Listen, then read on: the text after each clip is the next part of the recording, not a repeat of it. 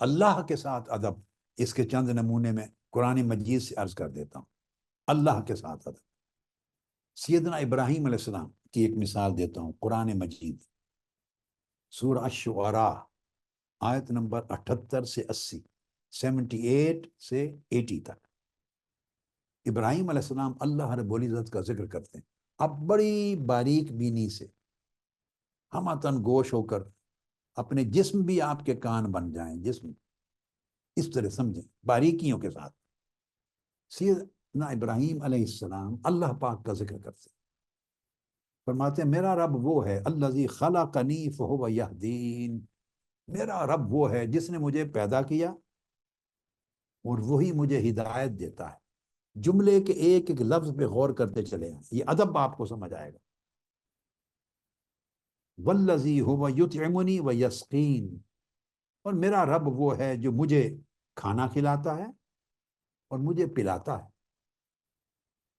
تیسری آیت میں فرمایا وَإِذَا مَرِضْتُ فَهُوَ يَشْفِينِ، اور جب میں مریض ہو جاتا ہوں تو تب مجھے شفا دیتا ہے۔ اب اس میں دیکھیں ہر آیت میں دو دو فعل ہیں، ہر ایک آیت میں۔ پہلے فرمایا خلقنی فَهُوَ يَهْدِينِ، پیدا بھی وہی کرتا ہے اور ہدایت بھی وہی دیتا ہے۔ اگلی آیت میں فرمایا کھانا بھی وہی کھلاتا ہے اور پلاتا بھی وہی ہے۔ ہر ایک آیت میں دو دو کاموں کا ذکر ہے، دونوں کی نسبت اللہ کی طرف، وہی پیدا کرتا ہے وہی ہدایت دیتا ہے۔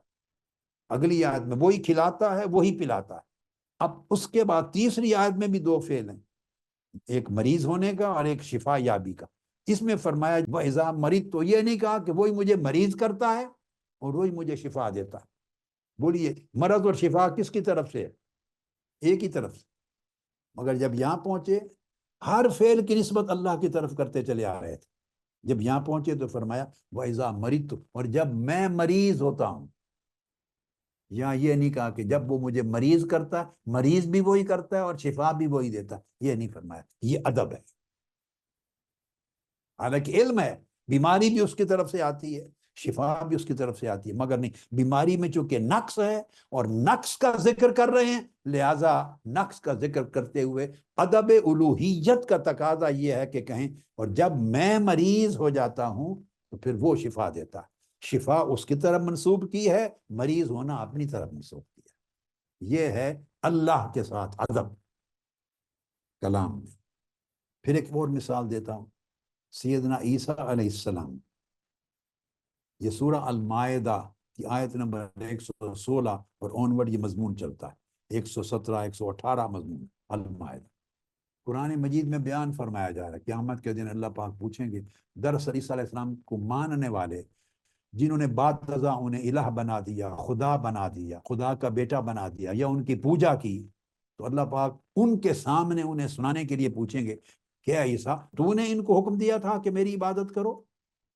دراصل ان کو سنانا مقصود ہوگا، یہ مضمون ہے، ان کی گرفت کرنی ہوگی جو شرک کرتے ہیں ان کی، اور اس گرفت سے پہلے عیسیٰ علیہ السلام کے منہ سے کہلوائیں گے اللہ کہ میں نے نہیں کہا تھا۔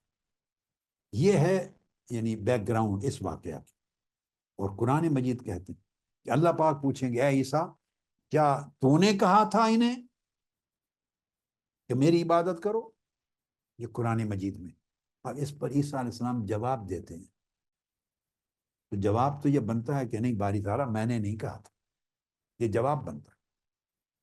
مگر قرآن مجید ادب سکھا رہا ہے، خود جواب دے کر انکار نہیں کیا اللہ کے سامنے کہ نہیں باری تعالیٰ اپنی صفائی نہیں دی۔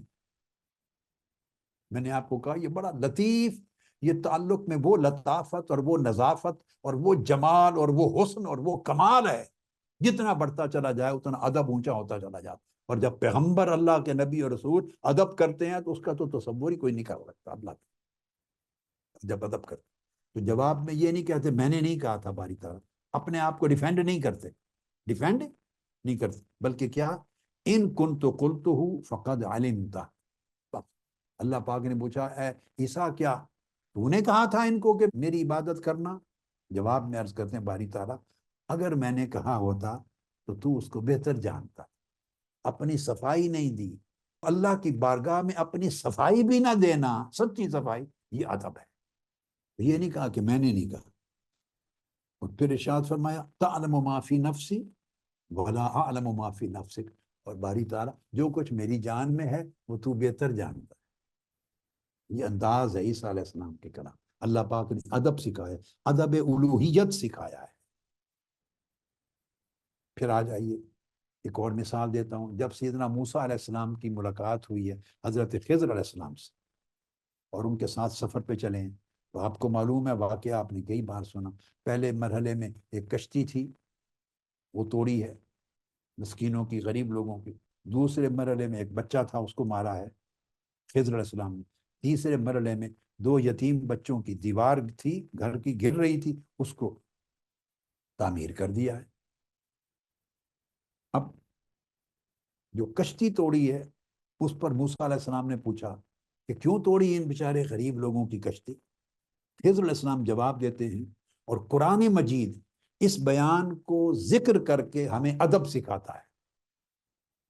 فرمایا غریب بچوں کی کشتی تھی، بادشاہ پیچھے سے آ رہا تھا، اچھی اچھی کشتیاں دیکھ کے وہ ضبط کر رہا تھا، قبضے میں لے رہا تھا۔ اگر ان کی کشتی اچھی وہ دیکھ لیتا تو وہ ان کی ضبط کر لیتا، معاوضہ بھی نہ دیتا، ان بیچاروں کا روزگار ختم ہو جاتا۔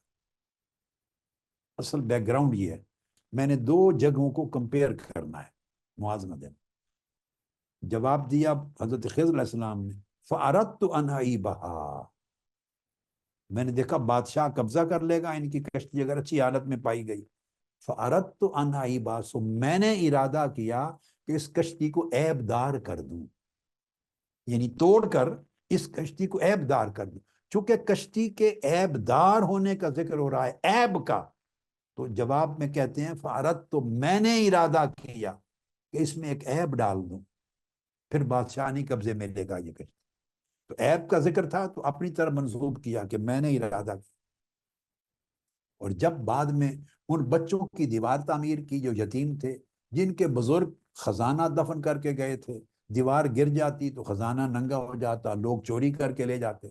اب ان کا خزانہ بچانا تھا، نیکی کا کام تھا، اب نیکی کا کام تھا، جب وہ ذکر کیا وہاں لفظ بدل دیے، وہی پوچھنے والے موسیٰ علیہ السلام، جواب دینے والے وہی خضر علیہ السلام، اور قرآن کہتا ہے فَأَرَادَ رَبُّكَ أَن يَبْلُغَ أَشُدَّهُمَا، اگر دیوار گر جاتی تو ان کا خزانہ لوٹ لیا جاتا۔ سو آپ کے رب نے ارادہ فرمایا کہ ان بچوں کے جوان ہونے تک دیوار قائم رہے۔ چونکہ بھلائی کا ذکر کیا تو اس فعل کو اللہ کی طرف منسوب کر دیا۔ کشتی کے معاملے میں عیب کا ذکر کرنا تھا تو فعل کو اپنی طرف منسوب کر دیا۔ یہ ادب ہے، اس کو ادب کہتے ہیں، بارگاہ الوہیت کے ساتھ ادب ہے۔ یہ میں نے چند نمونے آپ کو اللہ کی بارگاہ میں انبیاء علیہ السلام کا ادب کیا تھا، یہ میں نے چند نمونے دیے تاکہ سبجیکٹ میں پہلے ادب کی حقیقت سمجھ میں آ جائے، اور ادب کی قدر و منزلت اور انبیاء علیہ السلام کی زندگی سے سنت۔ سو جب اللہ کا ذکر ہو تو کبھی بے ادبی سے نہیں ہونا چاہیے۔ یا اگر آپ کے ذہن میں خیال آئے، ہم کہتے ہیں اللہ ایسا کرتا ہے، اللہ ایسا فرماتا ہے، اے اللہ تو اس طرح کر دے، یہ جو لفظ ہے کہتا ہے کرتا ہے تو، یہ اللہ کی توحید کی طرف اشارہ کرتا ہے۔ اس لفظ میں دونوں طریقے جائز ہیں، اللہ تعالیٰ ایسا فرماتے ہیں، اللہ ایسا کرتے ہیں، اللہ ہمیں کھلاتے پلاتے ہیں، تو یہ جمع کے صیغے میں بات کرنا چاہیں تو یہ بھی ایک ادب ہے۔ مگر ہمیشہ جب اللہ کی طرف رجوع ہو، اللہ کی عبادت ہو، اللہ کی اطاعت ہو، قرآن مجید کا ذکر ہو، اللہ کے کلام کا سراپا ادب ہونا چاہیے، سراپا ادب، حتیٰ کہ توجہ بھی نہ ہٹے، بندہ سن رہا ہے اور توجہ کسی اور طرف ہے، یہ بھی بے ادبی ہے۔